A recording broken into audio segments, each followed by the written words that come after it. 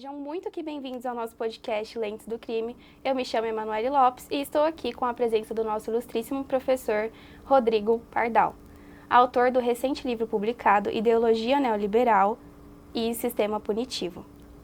Tenho certeza que muitos de vocês têm interesse em conhecê-lo e saber um pouquinho mais da sua história. Nosso trabalho é voltado para a reinserção do ex-presidiário na sociedade. E temos como apoiador o nosso professor Guilherme Diniz. Vou deixar o Instagram da nossa rede social para vocês seguirem e vou passar a palavra para o nosso professor para ele falar um pouquinho mais sobre ele e também deixar o arroba das redes sociais para quem tem interesse de conhecê-lo melhor. Obrigado pela oportunidade, pelo convite, uma honra estar aqui. O tema é interessante, eu não sei se sou a pessoa mais indicada para falar de reinserção do preso, porque para você falar de reinserção do preso, a primeira é que você acredite que isso seja possível, né? Como eu tenho um problema de divergência filosófica, de base teórica com relação à prisão, falar em reinserção do preso pressupõe que a prisão tem aptidão para reinserir alguém na sociedade. E aí a gente já tem um primeiro paradoxo, como algo que tira a pessoa da sociedade e busca reinseri-lo da sociedade. Então, me parece que falar um pouco de reinserção do preso é uma fada, né? É uma ficção, aproxima o direito da religião. Faz mais ou menos 400 anos que a gente fala que a prisão busca reinserir o preso e a gente até agora não conseguiu nem provar que isso é possível. Então, de certa forma, sem querer aí tirar a graça das perguntas que vão vir, mas assim, a gente tem que tomar um pouco de cuidado com esse discurso, né? Porque quando você fala em reinserir, bom, se é para reinserir é para o bem dele, se é para o bem dele, então vamos deixar ele preso porque é para o bem dele, né? Isso é bastante perigoso. Inclusive, você já respondeu a nossa primeira pergunta, tá? Só para deixar claro mesmo. Agora eu vou passar para a próxima, tá? A gente gostaria de saber como a legislação penal brasileira atual ela trata a questão da reintegração do ex-presidiário ao mercado de trabalho e também a gente queria saber se existem incentivos para as empresas contratarem essas pessoas. A lei de execução penal ela não trata em detalhes, ela tem dispositivos relacionados à assistência ao egresso, esse é o nome que a lei dá ao sujeito que sai do sistema carcerário, mas ela não trata em detalhes em relação a uma agenda sobre o que fazer com esse sujeito, né? Então, na prática, muitos deles simplesmente são jogados na sociedade depois de cumprir pena. E aí, se ele é jogado na sociedade depois de cumprir pena sem nenhum apoio, sem nenhum suporte, a chance dele voltar para a criminalidade é muito maior, porque com certeza a criminalidade vai acolhê-lo, se a sociedade não o fizer. Então, mas a gente tem iniciativas, tem programas sociais, tem também parcerias com empresas privadas que buscam, tem projeto Começar de Novo, a gente tem projetos de ONGs, etc., que buscam facilitar esse processo de reinserção na sociedade. Né, a partir da prisão, como eu falo, ela apresenta um paradoxo per se, né, que é o paradoxo de buscar ressocializar tirando da sociedade. Então isso já é um problema da prisão em si. Né, a prisão que teve origem no direito canônico. Então a origem da prisão está relacionada à Igreja Católica. Tanto que o sujeito vai preso e fica numa penitenciária justamente pagando penitência. Sim. Então a gente tem que tentar tirar esse véu de achar que a pena serve para isso e etc. E muitas vezes também o problema do sujeito nem é um problema de déficit de socialização. Quando a gente pensa em crime de colarinho branco, por exemplo, esse sujeito, vamos pensar na Deolane, no Gustavo Lima, com certeza eles não precisam ser inseridos na sociedade, eles já estão bastante inseridos na sociedade. Provavelmente eles não vão ser presos porque o sistema penal não atinge esse tipo de gente. O sistema penal geralmente vai atingir só pessoas vulneráveis. Se fosse qualquer outra pessoa, se fosse um sujeito preto, marginalizado, com 5 gramas de crack, provavelmente ele estaria preso. Agora a Deolane e o Gustavo Lima já não estão mais presos. E basta só roubar algo no mercado. Porque o sistema é seletivo, exatamente. Né? Pode ver que ela foi presa, ficou poucos dias, e ele foi preso, e antes de começar a cumprir a prisão, essa prisão já foi revogada. Acho até que a decisão em relação a ele foi correta, de revogar a decisão da prisão. O problema é que essa decisão, que é garantista, não é garantista quando se trata de um réu desfavorecido. Esse é o problema. A decisão foi correta. O problema é que nem todos os réus vão ter uma apreciação garantista como ele teve. Esse é o problema. Pelo menos pelo que eu li a decisão, me parece que a decisão está correta sim. O problema é que nem todos vão ter essa cautela quando se tratar de um réu vulnerável. Então a gente tem que, na verdade, discutir não como ressocializar, mas discutir. Será que a prisão foi pensada para isso? Não, ela não foi pensada para isso. A prisão foi pensada como um depósito de pessoas desnecessárias, de pessoas dispensáveis, de pessoas supérfluas. Isso que é a prisão. E hoje a prisão é isso. né? Hoje se abdicou dessa categoria metafísica de ressocialização, prevenção especial positiva. Isso já ficou para trás nas teorias relacionadas à finalidade da pena. Hoje, basicamente, a finalidade é, isso os próprios autores que trabalham com essa ideia de economia política da pena já falam, Máximo Pavarini, por exemplo.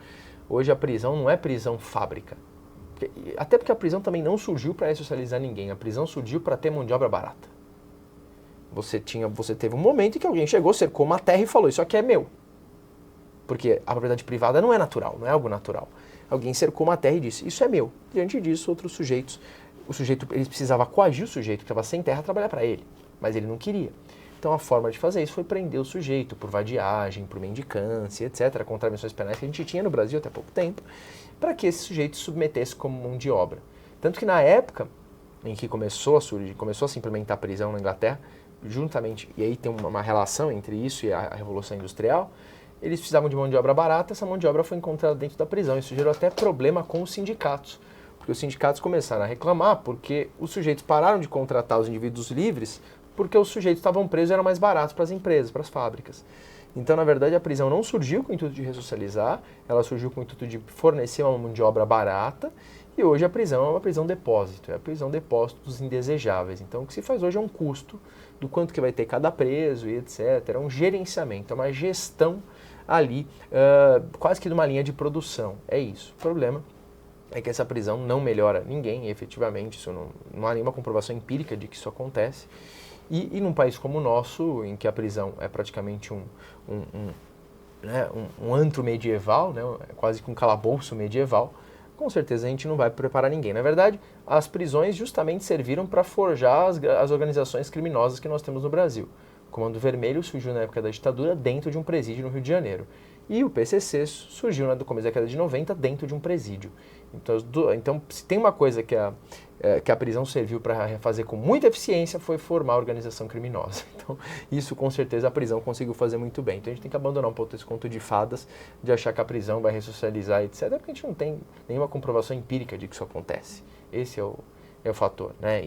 E o motivo pelo qual o sujeito não vai voltar a delinquir está relacionado mais às oportunidades dele fora do sistema carcerário. Isso tem a ver com política pública, com política social, e não com pena decorrente de sanção aí em razão da prática de crime, né? Então eu costumo falar que o problema do direito penal está fora do direito penal, né?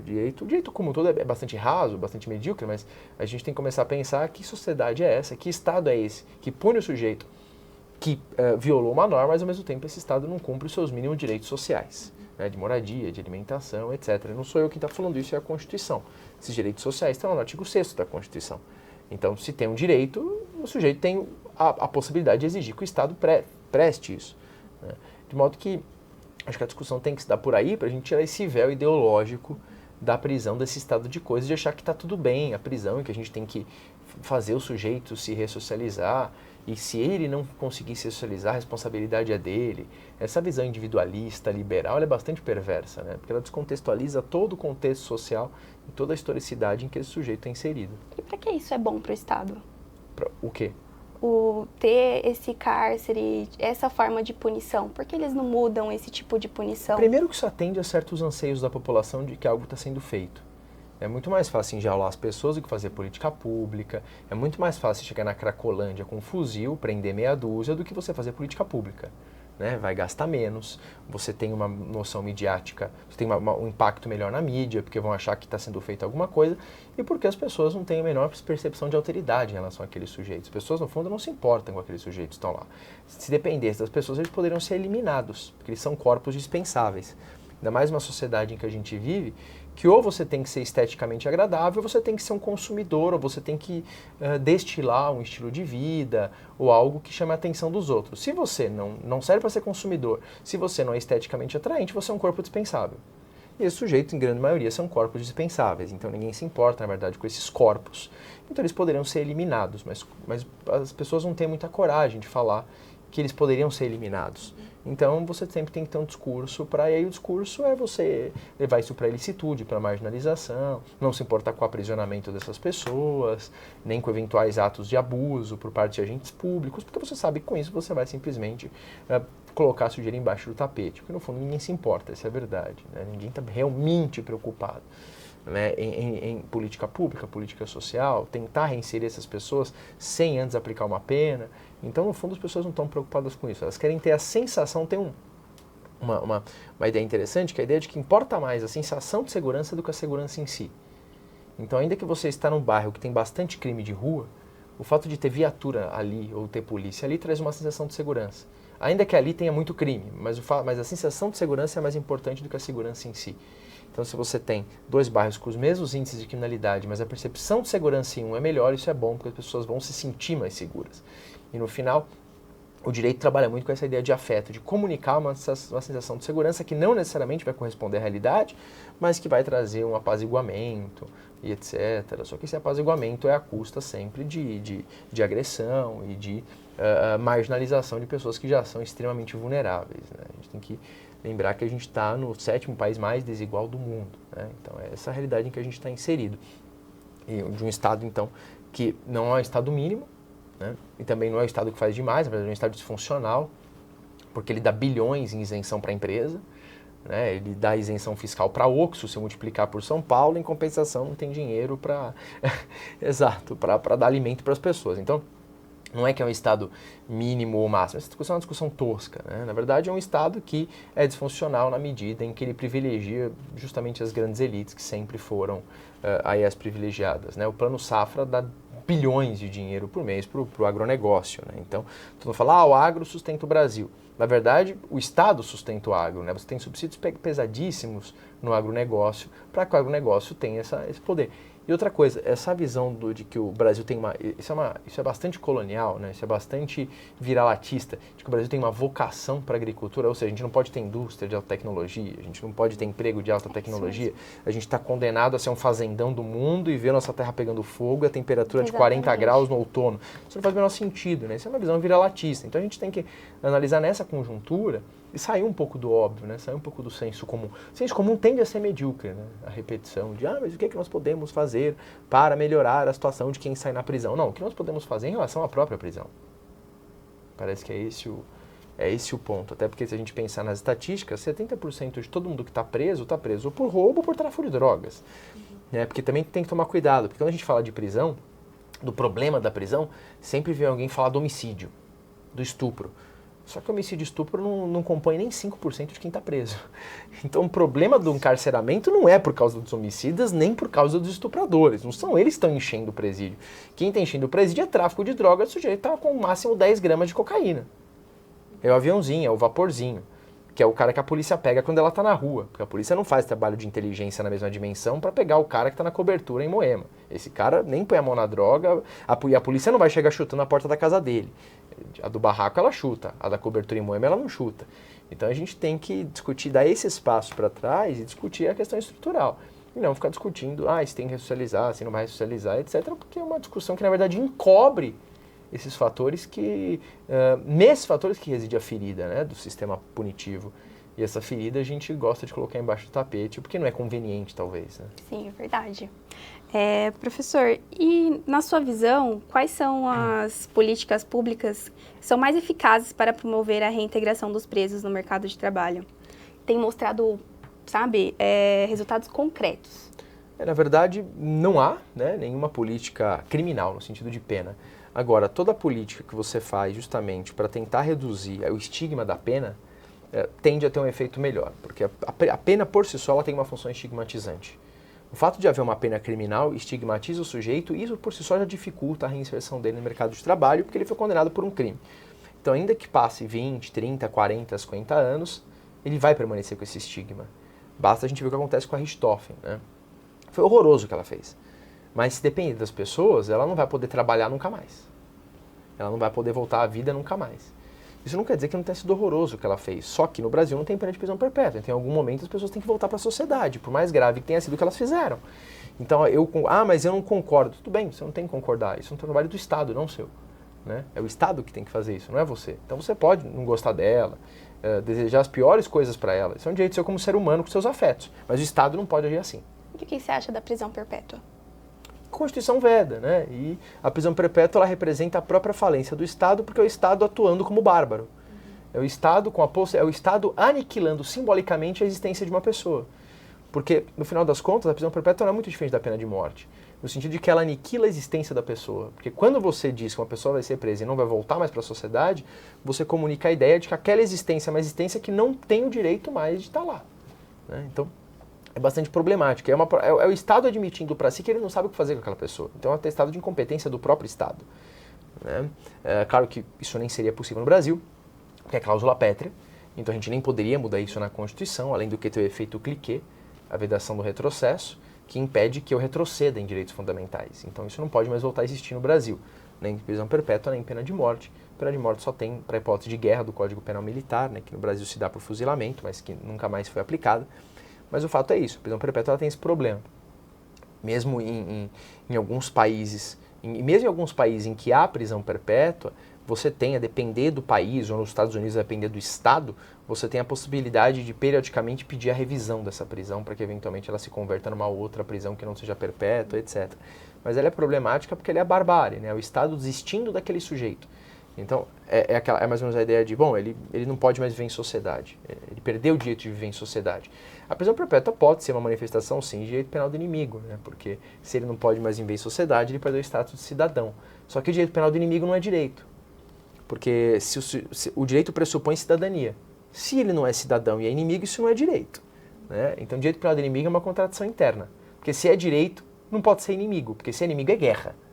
Né? E se é inimigo, não é direito. Né? Porque o direito não se compatibiliza com a ideia de inimigo. Porque o direito pressupõe relações de cidadania. Né? Isso não é nem uma visão muito progressista. O próprio Luiz Greco, que nem é um político tão progressista, na última edição agora do livro do Roxin dele, que saiu para português, em agosto agora, ele fala, olha, essa expressão nem devia ser usada, direito penal do inimigo. É que aqui no Brasil virou moda, todo mundo começa a falar, mas é que a gente tem essa mania de se apegar a temas imbecis aqui no Brasil. E o Luiz Greco fala isso, então não é o Zaffaroni, não é um cara marxista, não, é o Luiz Greco, que é um cara liberal, até meio conservador, ele fala, olha, não faz sentido o direito penal do inimigo, ele fala. Se eu quero criticar algo, então eu tenho 1000 expressões melhores para usar do que o direito penal do inimigo, que é uma expressão vaga que não significa absolutamente nada. Então, o direito penal do inimigo é uma contradição interna. Né? Porque se eu estou pressupondo que alguém é meu inimigo, isso não é direito, é barbárie. Né? Então, não há como ser um direito penal do inimigo. Né? Porque o direito só pressupõe relações de cidadania. Se o sujeito perde o status de cidadão, isso não é direito. Isso é qualquer outra coisa, dê qualquer nome. Isso não é direito. Né? Então, me parece que a pena de prisão perpétua está inserida nesse contexto. Certo. E, professor, qual que é a estigmatização social dos ex-presidiários, ainda em uma barreira significativa para a reintegração deles no mercado de trabalho? Como que podemos trabalhar para mudar essa percepção? Não é possível mudar, né? Porque a sanção criminal, ela traz consigo a estigmatização. A gente não vai conseguir mudar estruturalmente a estigmatização. A gente pode tentar atenuar essa estigmatização. Através da educação, por exemplo? Por meio de uma educação mais emancipadora, né? Por meio de uma educação menos repressora, né? Menos moralista. Né? O moralismo é um grande empecilho para que a gente entenda que as pessoas têm a possibilidade de voltar à sociedade. Né? O moralismo é um grande problema. Mas não há essa estigmatização, ela vem junto, ela está acoplada à sanção criminal. Então, à medida em que você aplica uma sanção criminal, o estigma vem junto. Então, não tem como a gente pegar, não. Agora as pessoas vão na escola receber lições e vão saber que não é possível estigmatizar. Isso é inocente, né? Isso não vai acontecer. Né? Você evita a estigmatização evitando a pena criminal, evitando a sanção criminal ou reduzindo nas hipóteses em que você vai entender que de fato há uma gravidade muito substancial. Agora você começa a deixar regime fechado. A mulher que furta um pote de manteiga. O sujeito que está com 5 gramas de crack. Parece que aí você, na verdade, está contribuindo para afastar as pessoas mais da sociedade, ao invés de dar uma política social inclusiva. Né? Então, não me parece que não há como você acabar com a estigmatização, porque ela está acoplada à sanção criminal. O que a gente pode fazer é tentar ter iniciativas que busquem minimizar esses efeitos. Isso sim. Certo. E quais são os setores da economia que mais contratam ex-presidiários? Eu não tenho essa estatística para falar para você. O Anuário da Justiça Pública, que saiu agora em julho, não trata disso. Então eu não posso falar por chute, porque eu vou estar sendo desonesto intelectualmente. Sim. Então eu não sei qual setor que contrata mais para te falar, para dar um dado estatístico. Tem algum setor que você conhece que influencia positivamente para isso? A gente tem, eu não sei se influenciar positivamente, mas a gente tem algumas ONGs, alguns grupos de iniciativa privada que estimulam algumas empresas, e algumas empresas privadas, então aí seria o terceiro setor, porque a gente não está falando, mas também no ambiente rural a gente também tem grupos de cooperativa, por exemplo, que acolhem essas pessoas, e aí eles entram lá no contexto da cooperativa, e ali eles fazem colheita, etc., de alguns produtos, recebem uma parte desses produtos, isso pode alimentar a família, então existe algo bastante interessante. E aí é importante essa ideia da cooperativa justamente porque essa produção da cooperativa, esse pequeno produtor que alimenta as pessoas, né? Geralmente não é o latifúndio, né? Porque o latifúndio basicamente ele vai trabalhar com soja, né? Para alimentar porco na China, alimentar animal na União Europeia. Não é o grande latifúndio que alimenta geralmente as pessoas, né? Mas são esses pequenos produtores. Então ali a gente pode ter iniciativas interessantes também, né? Tem um livro muito interessante sobre agrotóxico, da Larissa Bombardi, que é professora na USP, na Faculdade de Geografia, e como ela começou a pesquisar muito agrotóxico, ela até foi ameaçada de ter que sair do país. Hoje ela mora na França. E ela mostra como a gente passou a ter cada vez menos culturas, justamente daquilo que serve para alimentar a população, então feijão, arroz, etc., e passou a ter mais cultura de latifúndio. Ou seja, a prioridade não é alimentar as pessoas, a prioridade, na verdade, é criar commodity para exportar, para enriquecer. Por isso que é até interessante o dólar alto, né? Porque se você está mandando tudo para fora do país, com o dólar alto, você lucra mais. Né? Porque o seu produto fica mais barato, você aumenta o seu lucro. Né? E além do que, você ganha duas vezes, né? Porque você vende mais que o produto está barato, só que você paga em dólar e o dólar está alto. Então, Sim. é um negócio da China, né? Quem não quer? Muitos produtos que a gente compra de que vem de fora, na verdade, era daqui de dentro. A matéria-prima era daqui, eles vão para fora ser industrializados e voltam para aqui industrializados, a gente paga uma coisa cuja matéria-prima veio do Brasil. Isso é muito comum.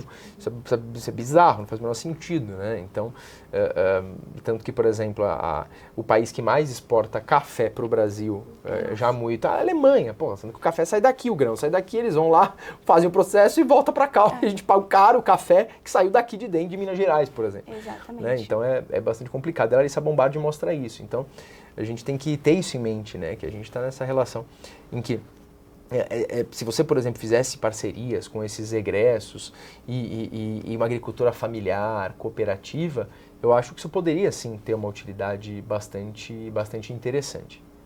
Né?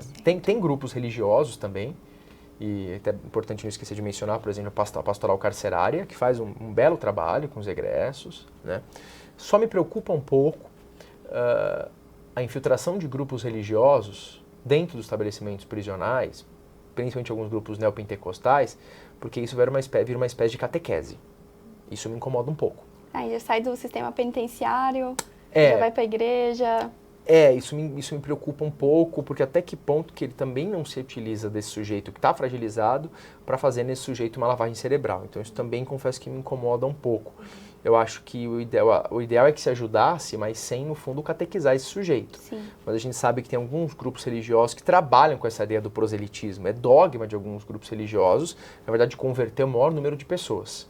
Então isso me preocupa um pouco, porque você se vale de alguém que está extremamente vulnerável e você ampara essa pessoa e catequiza no momento que essa pessoa está vulnerável. Então, óbvio que ela vai aceitar qualquer coisa, porque ela está numa situação extremamente debilitada ali emocionalmente. Então, isso me preocupa um pouco, porque é uma espécie de catequese, né? Sim. Uma espécie de catequese. Um momento ali onde o ex-presidiário deveria ser um ser pensante, né? Tipo, pensar com os seus próprios Ele deveria ter um mínimo de ideais. pensar emancipatório, e a religião normalmente aliena, qualquer que seja ela, né? Ela é um fenômeno de alienação, não de emancipação, né?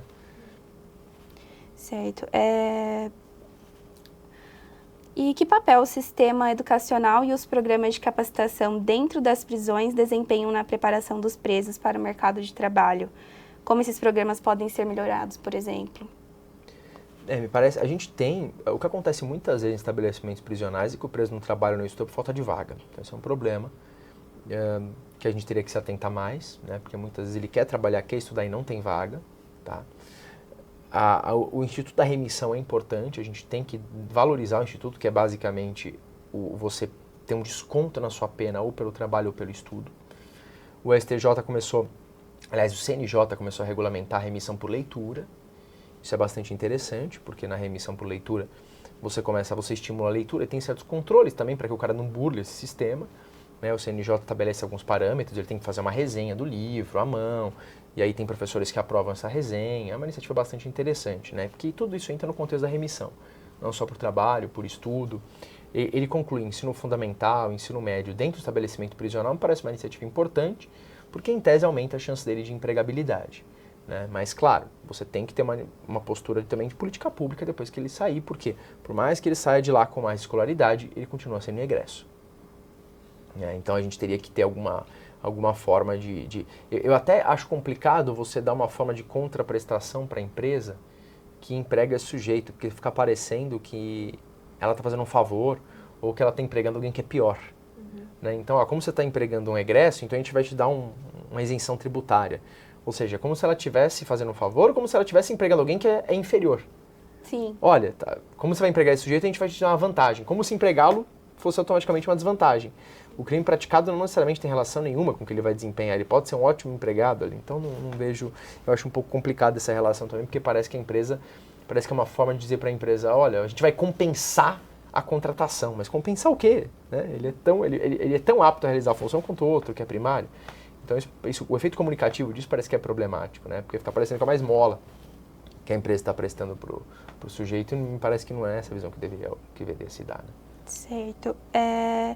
E como o sistema penitenciário pode melhorar o apoio psicológico e social para ajudar na reintegração dos presos no mercado de trabalho? A lei de execução penal já prevê isso, ela tem esse suporte. A questão é de operacionalização.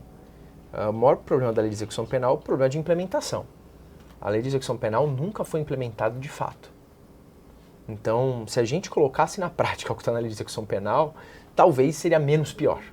Mesmo com todas as contradições da prisão que eu já apontei, com certeza ela seria menos pior. Para vocês terem ideia, o artigo 88 da lei de execução penal consta lá que a cela tem que ser individual. Isso está na redação desde 84, está escrito. É que aqui a gente não leva a sério essas coisas. Sim. Porque se na lei está escrito que é individual e a cela não é individual, o sujeito está sofrendo uma pena que não está prevista em lei. Essa pena é ilegal. Se a pena é ilegal, ele teria que ser solto. Só que se um juiz fizer isso, ele está lascado, né? E o custo vai ser maior para o Estado também. Mas está na lei. Então por que colocaram na lei? Né? Agora também a gente passou para o exame... existe também agora, novamente, a obrigatoriedade do exame criminológico.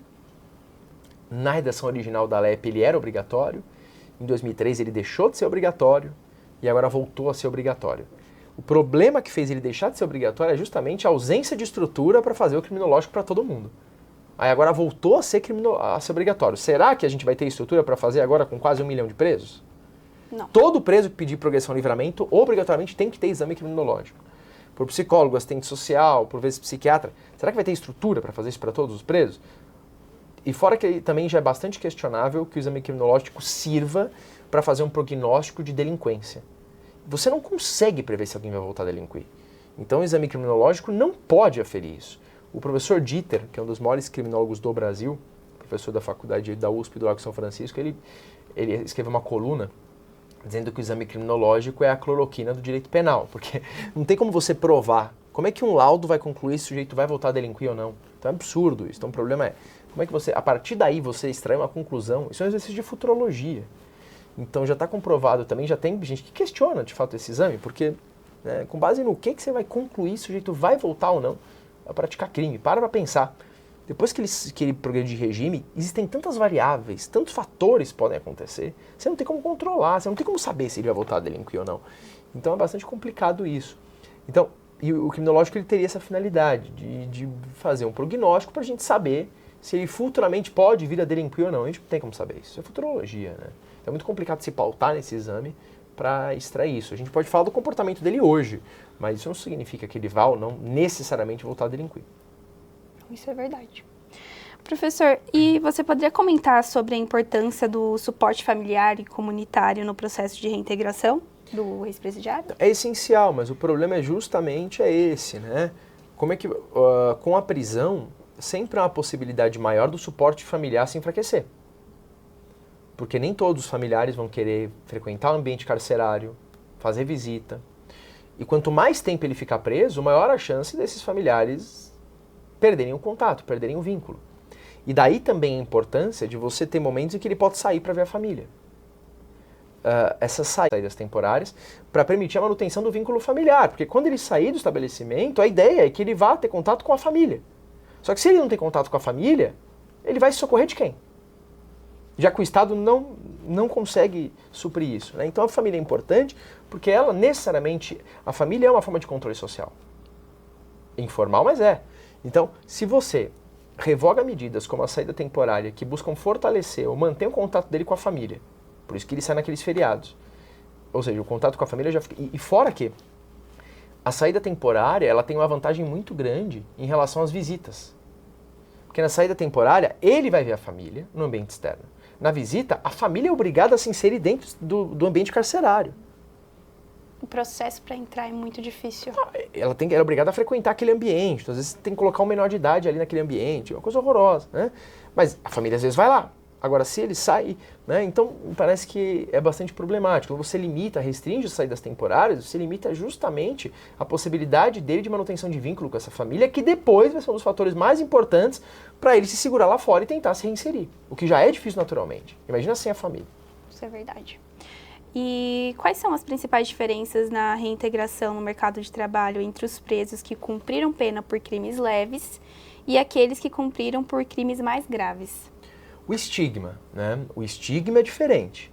Se um sujeito chegar e falar, eu fui preso porque eu sou alguém imposto. Ele não vai preso por isso, porque a pena é baixa, mas supondo. Né? Eu fui preso porque a pena mínima é 1 ano, 2. Né? Isso dá regime aberto, a priori, em regra. Agora, se ele chegar e falar, eu fui preso por um latrocínio, provavelmente o comportamento vai ser alterado de quem estiver dando emprego para esse sujeito. Se ele falar que ele foi preso porque ele assinou, porque ele falsificou um atestado médico, não vai acontecer nada. Né? Ou porque ele falsificou um documento qualquer, isso não vai gerar grandes... Isso não vai estigmatizar tanto quanto um cara que praticou roubo, ou um homicídio, ou um estupro. Esses crimes mais graves, eles trazem, sim, sem dúvida, uma maior estigmatização. Sem dúvida. Né? E aí, de fato, você precisa de um desprendimento. É muito interessante, em alguns presídios, eu vi isso, tem um documentário sobre presídio no Netflix que eu adoro. Agora acho que eu já vi todos, então por isso que eu não vi mais, que eu já vi todos. Chama aquele Piores Prisões do Mundo, alguma coisa assim. Que é um cara que ele fica uma semana em cada presídio, e presídio em todos os lugares do mundo. Então ele fica desde países muito ricos até países muito pobres. Né? E ele chega a visitar, inclusive, um presídio no Brasil. Eu não lembro onde é, mas está no mesmo nível dos presídios africanos. A gente não está melhor do que eles, está no mesmo nível, até pior do que alguns. E é muito interessante, porque o sujeito ele visita os presídios e a ideia de você não tratar o cara como um monstro, porque se você mostra que você não confia nesse cara, você perdeu esse cidadão. Na Alemanha tem um presídio que é só para pessoas extremamente... que praticaram crimes muito graves. Né? A cela é individual. De dia, a chave fica com o preso, a chave da cela fica com o preso, e ele fica livre pelo estabelecimento.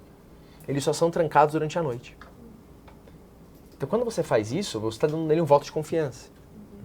Eu lembro de um outro caso também desse episódio, que era um preso que o labor que ele exercia ali era trabalhar na cozinha. E ele estava cortando as coisas com puta num facão. E ele tinha sido condenado por homicídio. Meu Deus. Aí você fala, mas que absurdo. Não, é como se você estivesse dizendo, cara, eu sei que você vai ficar com isso aqui, você não vai matar todo mundo só porque você matou uma vez. Né? Então, com isso você está dizendo, a gente confia em você. O efeito comunicativo é muito importante. Verdade. Agora, se você falar, não, você não pode pegar um facão porque você matou uma pessoa. Tá tratando o cara como um monstro. Mas ele não é bonzinho assim. A questão não é essa. A questão é, qual sujeito que eu vou devolver para a sociedade? Ninguém está romantizando a criminalidade. A questão é, o Estado tem que dar uma resposta que não pode ser tão bárbara quanto o que ele fez. O Estado não pode se equiparar a esse sujeito. O Estado não pode ser bárbaro como ele, porque é o Estado. Esse é o ponto. Ninguém está romantizando, vitimizando. Não é isso. Mas o Estado não pode responder na mesma moeda. Até porque o Estado não responde na mesma moeda, ele responde muito pior. É desproporcional. Porque a gente não está falando das condições do cárcere também. Porque a prisão por si só já é um problema em relação à desumanização que ela gera. Mas as prisões, nas condições das prisões brasileiras, elas incrementam essa punição, porque é aquela punição que não é oficial. Não aparece nos livros, não aparece nos manuais, não aparece na ficção da faculdade de Direito, porque Direito é uma ficção. A prisão do cara que dorme em cima do outro, que dorme em cima de urina de rato, isso não está na lei. E isso ninguém escreve na sentença, isso a gente finge que não existe. Só que isso também é pena, porque também existe na realidade. Então, tudo que decorre de uma gestão incompetente do poder público, que não mantém condições mínimas, também é pena, porque o cara também sofre isso. Ele passa por isso também. Quando você tem um presídio, o Urso Branco, em que os presos numa rebelião começam a jogar bola com a cabeça de um dos presos, isso também é pena. Isso também acontece na realidade. Só que isso não está na lei. Isso não entra no discurso jurídico, isso não entra nos manuais. Isso não entra nas aulas ministradas pelos engravatados nos seus púlpitos. Porque não é interessante, porque é doloroso falar disso. Ninguém quer falar. Essa é a realidade. Essa é a pena na realidade. Essa é a pena que se aplica dia a dia. É o cara que você está numa organização criminosa, ele não pode estar no presídio da outra porque ele é morto. Essa é a realidade do sistema carcerário. Não é a lei de execução penal, não é o que é passado nos bancos das faculdades. Então, a gente tem que se atentar para isso. Senão a gente fica discutindo o sexo dos anjos aqui, distante da realidade, e não vai mudar nada. Porque no fundo, será que quem está discutindo ficção está preocupado com isso mesmo? Em explorar a realidade dessa forma? Parece que esse é o ponto. A gente tem que colocar o dedo na ferida. Porque senão a gente vai ficar brincando de faz de conta até quando? Isso é verdade, professor. E, na sua opinião, o Brasil está caminhando na direção certa em termos de reintegração de presos no mercado de trabalho? Ou ainda há muito a ser feito, que eu acredito que você vai dizer? E quais são as principais áreas que precisam de atenção imediata? Não, nunca caminhou na direção certa. Na verdade, depende. A gente tem que tomar cuidado com isso de direção certa. Porque direção certa pressupõe que exista um objetivo. Qual o objetivo da prisão? Numa visão idealista, a gente diria que é ressocializar o sujeito. Eu não acredito nisso. Agora, se eu vou dizer que o objetivo da prisão é isolar sujeitos descartáveis, a gente é muito eficiente. Porque a ideia de eficiência é um conceito relativo. Eficiência é obter o melhor resultado com o menor custo, numa visão utilitarista. Ora, se o resultado é isolar pessoas supérfluas, a gente é muito eficiente. A gente faz isso brilhantemente. Talvez mais eficiente do que muitos países da Europa Ocidental. Então a gente está no caminho certo? Depende, para o discurso oficial ou para a realidade? No discurso oficial a gente está no caminho errado. Mas me parece que o objetivo nunca foi atingir o que está no discurso oficial. Ele só é vendido. Agora, para a realidade dos fatos, para a função que a gente chama de função manifesta, a gente é bem eficiente. Opa, mata muita gente todo dia, né? A polícia mata e morre também. É verdade. Mata e morre também. Né? Porque senão fica parecendo uma análise moralista de que o policial é um ser perverso. Não, não. O sistema está estruturado dessa forma e o policial é um agente pelo qual o direito penal atua ali na linha de frente. No final, ele que decide se é tráfico, se não é, quanto de droga tem, quanto de droga não tem. Ele é uma peça de engrenagem ali. Não é que tudo acontece porque ele é um ser perverso. Não, isso é uma visão infantil, uma visão juvenil, né? Não, na verdade não. Ele faz parte de uma engrenagem e ele tem que fazer essa roda girar dessa forma. Né? E ele também, e para ele também é destruidor todo esse fenômeno, porque ele é mal remunerado, então ele, depois que ele termina o seu trabalho, ele também vai para um bairro também muito mais, às vezes muito suburbano ou distante dos bairros nobres também morar, porque ele não consegue morar num bairro mais central com o que ele ganha. Então ele também está morando perto do cara da quebrada, porque ele também não ganha o suficiente para morar em outro bairro. Né? Problemas psicológicos também, para os quais o policial não recebe o apoio devido. Então ele também é uma peça dessa engrenagem. Não é que ele é um sujeito naturalmente perverso. Não, não, não. Ele tem um suco ideológico que faz com que ele faça aquilo e ache que ele está atuando por um bem comum, por um objetivo de estabelecer segurança pública, e etc, quando na verdade não é bem isso. É um esquema de pirâmide, né? É uma pirâmide, só que é uma pirâmide que não vai ser ele que vai vencer essa pirâmide também. É um esquema quase que de Pablo Marçal, ele né? Tá lá embaixo. Só que, exatamente. Né? Então, ele não está também, ele na verdade está servindo como um capitão do mato, né? Na verdade é isso que ele está alimentando, mas ele recebe, e por isso que é importante também você ter uma corporação militar, né? Porque ela ideologicamente ela não vai permitir que você questione nada, justamente por ter uma estrutura militarizada, né? Que aliás é um ponto interessante, né? E agora, em 2025, as mulheres vão poder se voluntariar para o exército. E outra coisa, os países que geralmente têm polícia militar são os países que foram colonizados. Justamente porque essa polícia militar surgiu como interesse de controle de certos corpos, controle de escravos, recém-libertos. E ela trabalhava, na verdade, essa polícia, tanto que você olhar o símbolo da polícia militar do Rio de Janeiro, você tem de um lado um pé de café. né, justamente porque ela veio para proteger os interesses dos donos dos cafezais. Você vai lá ver, tem do lado um pezinho de café na Polícia Militar do Rio de Janeiro, no brasão da PM do Rio de Janeiro, e o símbolo do lado é um símbolo de um pé de alguma outra coisa também que diz respeito a latifundiários da época. Então a polícia vem com essa finalidade estruturalmente, ela vem organizada estruturalmente para proteger esses interesses. Né? Realmente, eu acho que o acesso à educação muda tudo. Não é qualquer educação. Se é educação pasteurizada, se é educação para empregabilidade, essa é tão alienante quanto qualquer outra. Tem que ser uma educação emancipadora. Senão o sujeito vira um burocrata, que se forma para encher formulário e para fazer a roda continuar girando como está. Ela tem que ser emancipadora, a educação. Se ela for uma educação tecnicista, que é o que 99% das faculdades faz, não vai adiantar muita coisa também. Isso é verdade. Bom, então a gente encerrou o nosso podcast por aqui. Eu agradeço muito pela sua presença, muito grata por você ter aceitado esse convite, por compartilhar um pouquinho da sua ideologia com a gente. E é isso. Muito obrigada. Obrigado.